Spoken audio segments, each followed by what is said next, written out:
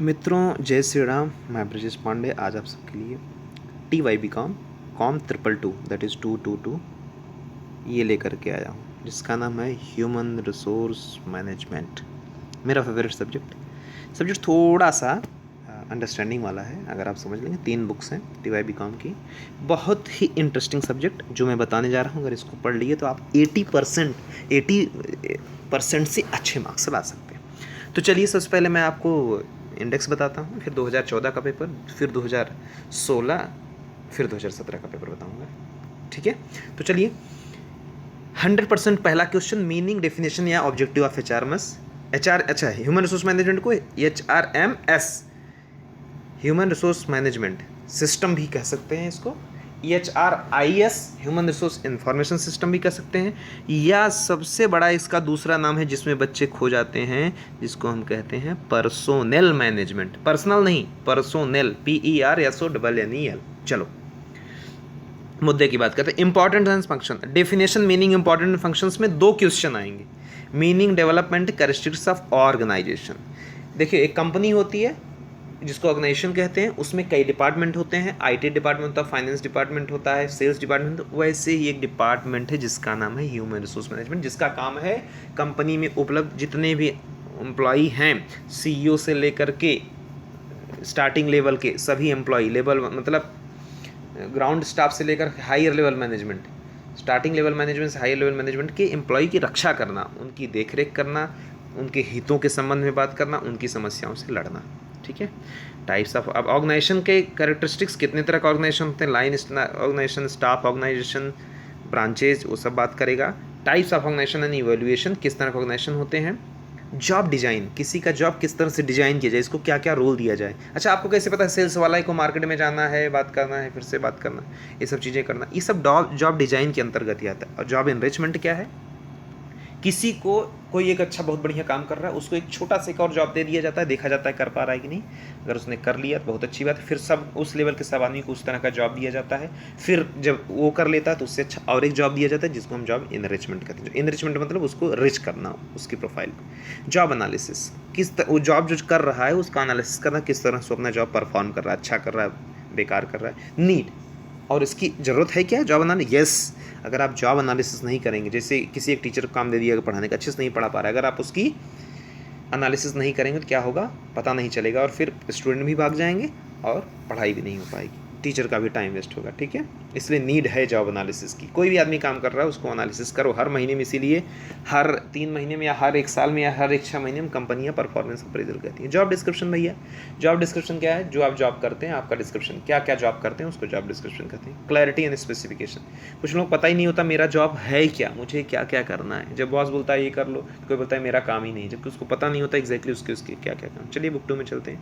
Man power planning, किसी company में कितने एम्प्लॉई आने हैं, कितने एम्प्लॉई को रखना है, और कितने से काम हो जाएगा, उसको मैन पावर प्लानिंग कहते हैं। और कितने महीने पहले रिक्रूटमेंट करना है, रिक्रूटमेंट ऑफ एम्प्लॉय को किसी रोल पर लाने के लिए प्रयास करने को रिक्रूटमेंट कहते हैं। प्रयास केवल, इंटरव्यू तक को रिक्रूटमेंट कहते हैं। जब इंटरव्यू में सेलेक्ट हो जाता है तब उसको कहते हैं employ selection. Recruitment selection 2 process होता है। रिक्रूटमेंट मतलब लोगों को उस जॉब के लिए बुलाना, सिलेक्शन मतलब उस इंटरव्यू के बाद सिलेक्शन करना। रिक्रूटमेंट और सिलेक्शन से 2 क्वेश्चन फिक्स हैं।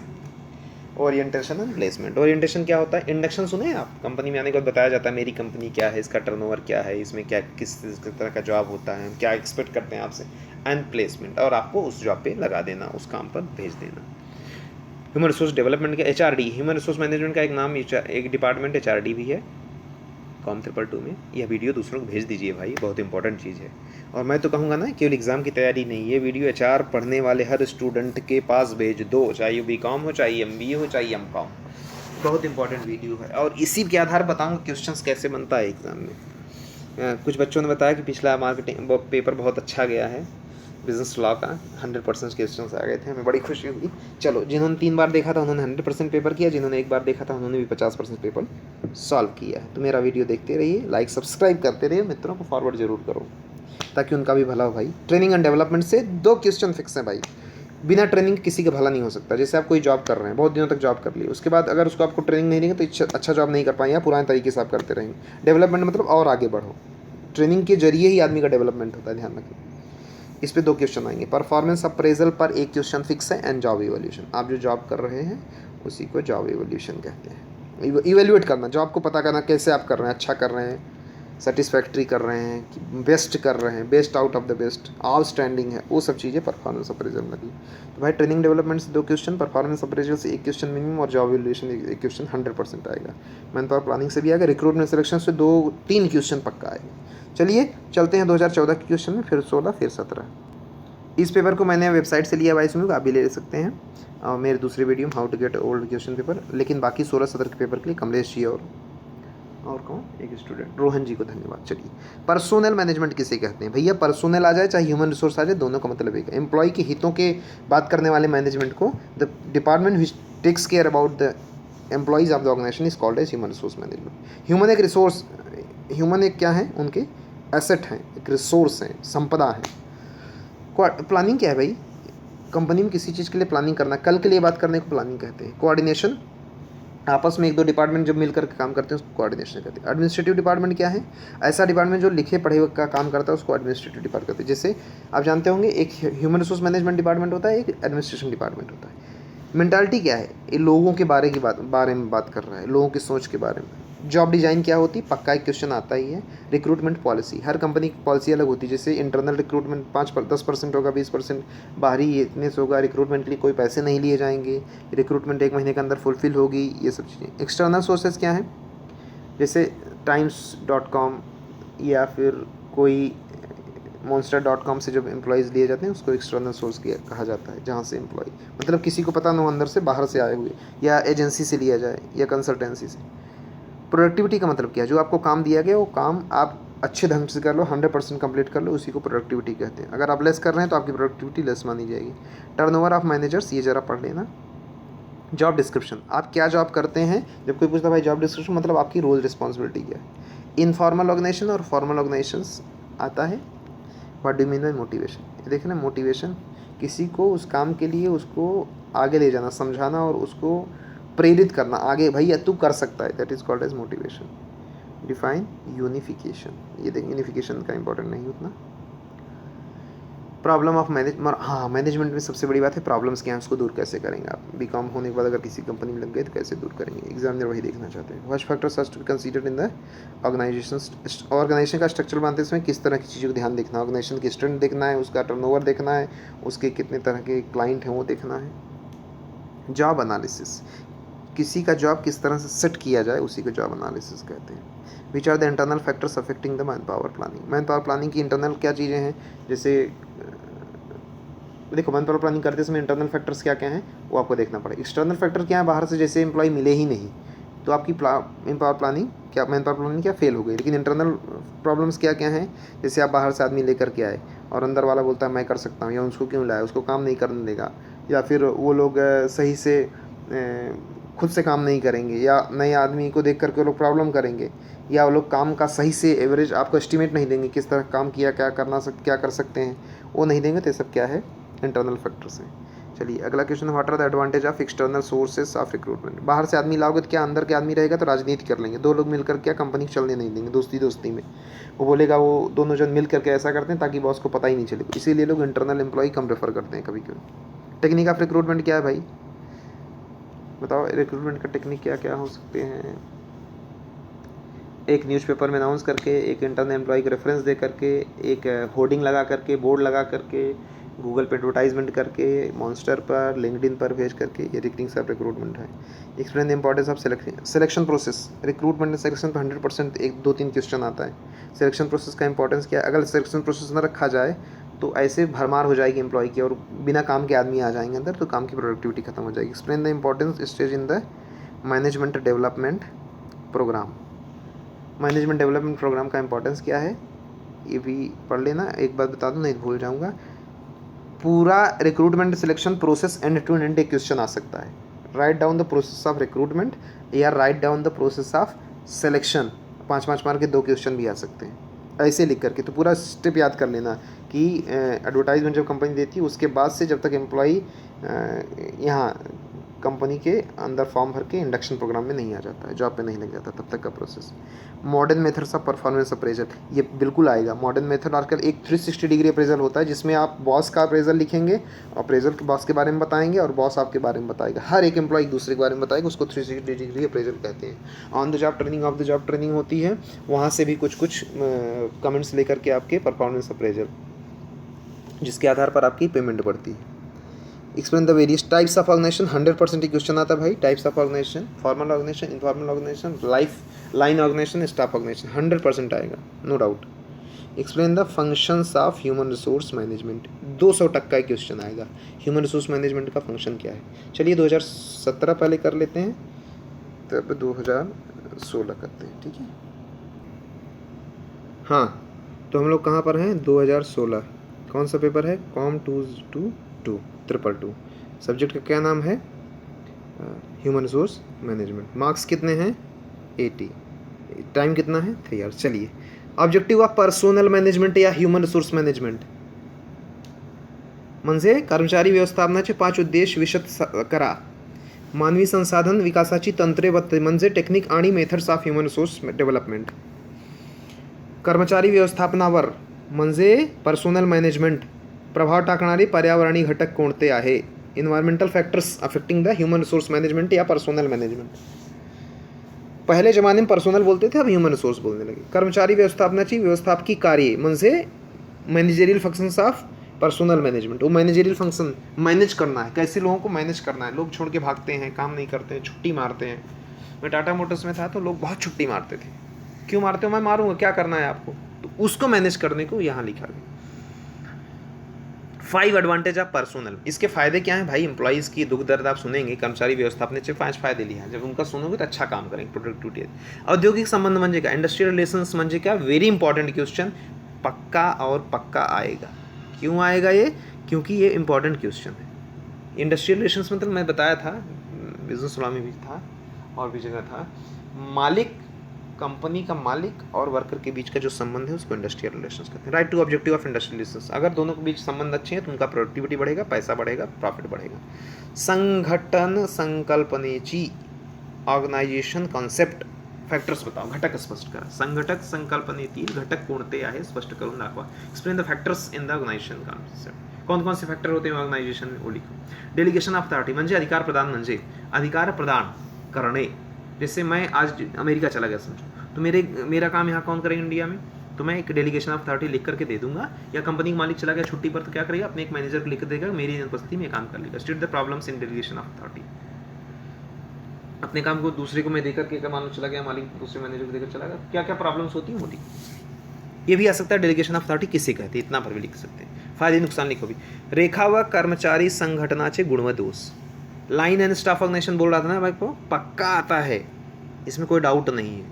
जॉब इनलार्जमेंट, मैं आपको बताया था जॉब इनरिचमेंट म्हणजे ना, वही जॉब इनरिचमेंट से ही जुड़ा हुआ है जॉब इनलार्जमेंट। इनरिचमेंट मतलब कम में ही ज़्यादा चीज़ दे देना। जॉब इनलार्जमेंट से मतलब कई जॉब आपको दे दिया जाए। इनलार्ज मतलब बड़े चीज़ें देना आपको। कार्य विस्तार जिसको मराठी में कहते हैं। ही योजना अशी कशी अंमलात आणणार। हाउ वुड यू एक्सिक्यूट, कैसी कंपनी में लाओगे। जैसे एक एम्प्लॉई है, काम कर रहा है, उसको 2 काम दे दो, उसको बोलो भाई तुम्हें और काम दिया जाता है ताकि तुम प्रमोशन तुम्हें मिले, तुम ये काम कर सको, ऐसे बता करके उसको समझा कर, ताकि वो, नहीं तो लोग रिस्पॉन्सिबिलिटी आजकल ज़माने में लेते नहीं है, ठीक है। Explain the technique of job analysis, कार्य विश्लेषणाची तंत्रे स्पष्ट करा। टेक्निक्स ऑफ जॉब एनालिसिस, कैसे आपको जॉब को एनालाइज करोगे, जॉब सही है गलत है, कैसे आदमी काम कर रहा है, इसकी प्रोडक्टिविटी क्या है। और जो जॉब डिस्क्रिप्शन, कार्य वर्णन म्हणजे क्या है, आपका जॉब जो है उसी कुछ कारण, ये पक्का आता है ना, जॉब डिस्क्रिप्शन पक्का आता है, जॉब एनालिसिस पक्का आता है। फीचर्स ऑफ जॉब डिस्क्रिप्शन लिखो। जॉब एनालिसिस देख लो, प्रोसेस ऑफ जॉब एनालिसिस पूछ लिया, ऊपर टेक्निक्स ऑफ जॉब एनालिसिस पूछ लिया। इस तरह से जॉब एनालिसिस के क्वेश्चंस आपसे बार बार पूछ रहा है। तो job analysis is the important question in this particular subject. चलो आगे बढ़ते हैं। 2016 का क्वेश्चन है, 2017 जल्दी आऊँगा। आप लोग वीडियो पूरा देखना, कम से कम 3 बार देखना, नहीं तो बुक पढ़ना पड़ेगा। बुक पढ़ नहीं पाओगे इतने कम समय में, इसलिए बुक में केवल समरी और इंट्रोडक्शन पढ़ो और बाकी वीडियो 3 बार देखो। मैन पावर प्लानिंग पक्का है, क्वेश्चन फिक्स है। कंपनी में बताया, आपको पहले ही बता चुका हूँ, किस जॉब पे, किस जगह पे, किस डिपार्टमेंट में, किस ऑफिस में कितने लोग लगेंगे, उसके लिए पहले से रिक्रूटमेंट करना ही man power planning. What is mean by man power planning, state the limitations, इसकी कमियाँ क्या है। मर्यादा लिखा. मनुष्यबळ नियोजन म्हणजे काय आणि त्यांचे मर्यादा लिहून घ्या. तो ये भाई मैन पावर प्लानिंग पे 2-3 क्वेश्चन आता है कम से कम. दो explain brief the external source of employee recruitment. समझ गए ना? एक्सटर्नल मतलब अपने रेफरेंस के अलावा बाकी के बाहर से लाए गए एम्प्लॉय को एक्सटर्नल सोर्स कहते हैं. इंटरनल सोर्स ऑफ रिक्रूटमेंट के भाई मेरिट्स और डिमेरिट, फायदे और नुकसान लिखे. नुकसान ज़्यादा है, फ़ायदे कम है. फ़ायदे तो ये होगा छोड़ के जाएगा नहीं जाएगा तो फिर आपसे पूछा जा सकता है भाई उस आदमी को लाए थे कहाँ गया, क्यों गया, बुलाओ. State the factors affecting decision of employee selection process. Employee कर्मचारी निवड निर्णयावर परिणाम करणारे घटक कोणते. एम्प्लॉय सिलेक्शन प्रोसेस में कौन से ऐसी चीज़ें हैं जो डिसीजन लेते हैं किसको लेना है कि नहीं. एम्प्लॉय कॉन्फिडेंट है कि नहीं, एम्प्लॉय के पास काम करने की क्षमता है कि नहीं, एक्सपीरियंस है कि नहीं. इंट्रोडक्शन, परिचय सत्राची. प्रोसेस ऑफ इंट्रोडक्शन, कंपनी में जब कोई आता है तो उसको इंट्रोडक्शन दिया जाता है. ठीक है, इंडक्शन प्रोग्राम होता है, उसके बारे में लिखो. What is training. अच्छा, ट्रेनिंग एंड डेवलपमेंट के बारे में नहीं पूछा, ट्रेनिंग केवल पूछ लिया क्वेश्चन, लेकिन इस बार ट्रेनिंग और डेवलपमेंट दोनों पर क्वेश्चन आएगा. नीड ऑफ ट्रेनिंग की ज़रूरत क्यों है. आजकल के बढ़ते ज़माने में टेक्नोलॉजी के युग में प्रशिक्षण होणारच पाहिजे, प्रशिक्षणाची गरज आहे. 13 जनवरी कब 2017. कौन सा पेपर है ये. Com paper 2 human resource management 2017. ठीक है, चलिए फॉर्म पेपर 2 बताते हैं. सब कुछ तो कवर हो ही गया, लेकिन मैं कुछ इसमें अलग से क्वेश्चंस हैं जो आप देख लो. कैरेक्टरिस्टिक्स ऑफ पर्सनल मैनेजमेंट 100% आएगा. 5 basic principles of human resource या पर्सनल मैनेजमेंट या पर्सनल मैनेजमेंट डेवलपमेंट एक ही चीज़ है. अच्छा, ह्यूमन रिसोर्स मैनेजमेंट डेवलपमेंट जैसे होता है वैसे पर्सनल मैनेजमेंट. पर्सनल का मतलब होता है ह्यूमन रिसोर्स. सो सीधी एक. What do you mean by personal management. देखा 3 क्वेश्चन एक ही पर आ गया, इस बार भी आएगा. ह्यूमन रिसोर्स कभी कभी वो पर्सनल मैनेजमेंट पूछता है, कभी कभी human resource. State the 3 functions. कर्मचारी व्यवस्थापनाचे 3 कार्य लिहा. मानवी संसाधन व्यवस्थापनाचे महत्त्व. Importance of human resource management. Limitations कमी मर्यादा स्पष्ट करा कर्मचारी व्यवस्थापनाची. औद्योगिक संबंध इंडस्ट्रियल रिलेशन म्हणजे काय, संकल्पना स्पष्ट करा व त्यात झालेले बदल सांगा. Write the changes occurred in it. Industrial relations में बदलाव आ गया है. पहले लोग ताला लगा के भाग जाते थे, अब नहीं जा सकते. आप गवर्नमेंट आप कंपनीज निकाल सकती है. मालिक. सशक्त सुदृढ़ संगठनाचे फायदे काय. Benefits of healthy and stock organisation. Healthy और स्टॉक ऑर्गेनाइजेशन रहेगा तो आपका बिजनेस बढ़ जाएगा. Span of control. नियंत्रण क्षेत्र म्हणजे काय, जिस काम में आपको करना है, जिस समय में जो काम, उसको कहते हैं स्पैन ऑफ कंट्रोल, नियंत्रण क्षेत्र. क्या प्रभावित करणारे घटक कोणते. Light, machine, human resource, availability. अच्छा, merits and demerits of line organisation. रेखा संघटनाचे गुण व दोष लिहा. कार्य समृद्धीची तंत्र कोणते हैं. Technique of job enrichment. Job enrichment कैसे कर सकते हो, कौन सी टेक्निक लगा के, वो आप बता दो. कार्य विश्लेषण म्हणजे काय. जॉब एनालिसिस 100% ये आता ही है. मेन स्टेज जॉब डिस्क्रिप्शन में मेन स्टेज कौन प्रमुख अवस्था विशद करा. कार्यवर्णनाच्या प्रमुख अवस्था कोणती आहे. कार्य विश्लेषणाची माहिती स्रोत. Information of job. Job analysis का सोर्स ऑफ इन्फॉर्मेशन क्या है, कैसे आप पता करेंगे कि इस जॉब को कैसे एनालाइज करना है. सोर्स ऑफ इन्फॉर्मेशन कैसे पता चलेगा आपको. ठीक है. मनुष्यबळ नियोजनाचा मैन पावर प्लानिंग 100% क्वेश्चन आएगा. What is employee recruitment. मैं बताया था ना, what are the internal sources of recruitment. Internal external दोनों पूछ सकता है, और पूछ सकता है what is the process of employee recruitment, ये भी पूछ सकता है. And what is the process of selection, ये भी पूछ सकता है. सिलेक्शन में भी रिक्रूटमेंट लिख करके आएगा पहले स्टेट में, नहीं तो बिना रिक्रूटमेंट सिलेक्शन नहीं हो सकता. Explain the brief the factors affecting the recruitment. Recruitment policy पे कौन कौन से फैक्टर. जैसे कोई नेता बोला भाई मेरे आदमी को आप ले लो, नहीं तो क्या है कंपनी नहीं चलने दूंगा. तो ये सब क्या फैक्टर्स अफेक्टिंग है. भरती धोरणावर परिणाम करणारे घटक थोडक्यात स्पष्ट करा. कर्मचारी निवड प्रक्रियेचे विविध टप्पे. स्टेप्स में बोला था ना 2014 के पेपर में ही. Step various step employ selection process, वो लिख दो आप. दिया हुआ है बुक में, डायग्राम बना के लिखना, एग्जाम में भी डायग्राम बना के लिखना. कर्मचारी निवड प्रक्रियेची महत्व थोडक्यात विशद करा. Importance of employee selection process, ये भी आ चुका है 2016 में.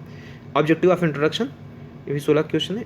Explain the brief importance of training. इस बार डेवलपमेंट पक्का आएगा, ट्रेनिंग भी आएगा, डेवलपमेंट भी आएगा. आप कमेंट करिए, सब्सक्राइब करिए, लाइक करिए, मित्रों को भेजिए, शेयर करिए. बहुत बहुत धन्यवाद. कुछ और डाउट है तो बोलिए मुझसे. जय श्री राम.